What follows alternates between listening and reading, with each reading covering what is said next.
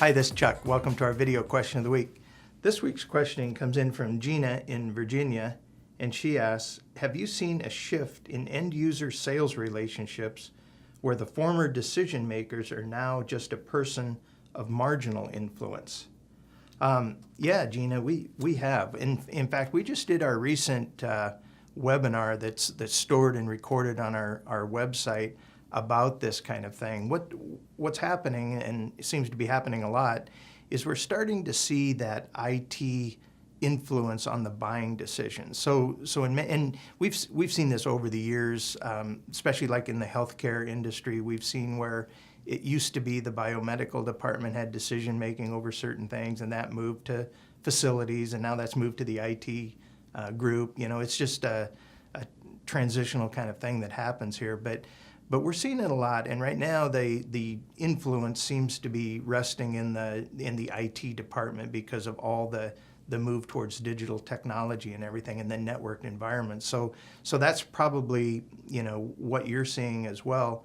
A lot of times our relationships were built with the people in facilities, let's say, and while they still have influence and still can make recommendations, the final purchasing decision rests elsewhere. In a lot of cases, with a CIO or a CEO of a company that may or may not know what you've been doing behind the scenes all these years. So it's very frustrating. People are faced now with more purchasing policies and procurement departments, and there's more gatekeepers there, if you will. There's people that are purposely trying to manage every piece of technology in a different way than what was done before.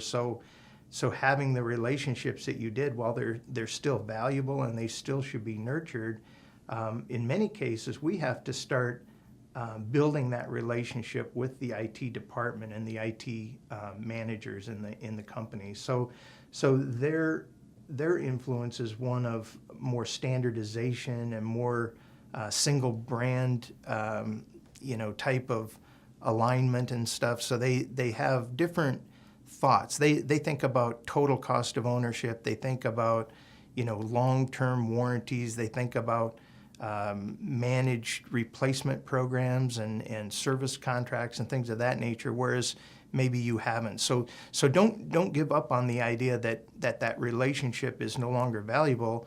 Build on that relationship and ask your person of influence to put you in touch with the people that are now making those final decisions. I think you can transition through that as we've had to do before. So it's a different kind of thing, but please don't give up.